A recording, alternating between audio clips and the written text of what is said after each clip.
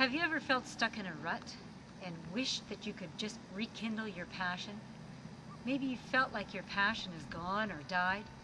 Good news, your passion is never gone. It's here, and it's always here within us.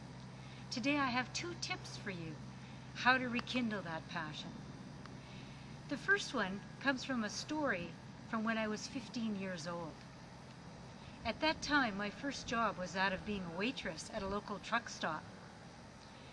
When I went back to my elementary school to visit where my mother was working, the old principal there came up to me and said, "Teresa, your mother tells me that you have a job. What's your job?"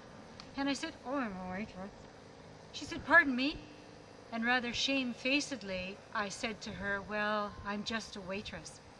And that wise, old, stern headmistress said to me, "Don't you ever be ashamed of your job. Don't you know?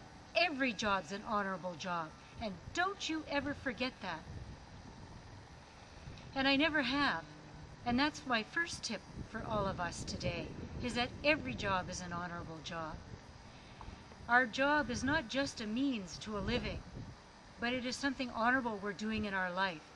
Taking care of our family, paying our bills, being responsible people, and putting together good lives.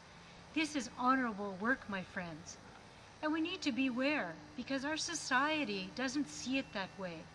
It demeans our so-called menial work. So we have to find it within ourselves to rewrite our values and say, this work that I do is honorable work. It means something. And the second tip that I can give you today stems from my own career, where I was working for 15 years at the college. I was helping people in career change, and we were using a lot of self-assessment tools and internet research to help in the career change process. And after about 10 years, I was becoming very bored with that entire process and thinking, there's got to be more than this. I'd lost my passion. I was feeling so flat in my work. So I went home and I prayed about it. And I had this instinct, this intuition that said, ask your soul, what are you really doing here in a day's work? So you can try this exercise for yourself. I became quiet, took a few deep breaths, and I quietly went within and I asked my soul, I said, what is my work really about? And I heard a small, still whisper say to me, you're bringing light and hope to people. Well, bringing light and hope to people is a very different thing from rerunning tedious self-assessment tools. And I saw the truth in that. And from that day on, my work changed. No longer was it repetitive. And as I had a deepened sense of my own work as being sacred and my ministry, and that I was bringing hope and light to people, my program changed. And it too took on more depth and more meaning.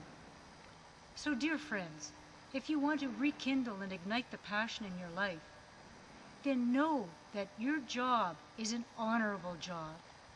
See your work as sacred work. Whatever your life work is, do it so well that no one else can do it better.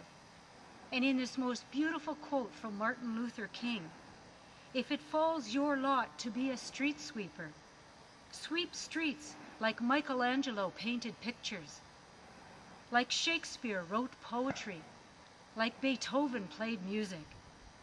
Sweep streets so well that all the hosts of heaven and earth will pause to say, here lived a great street sweeper.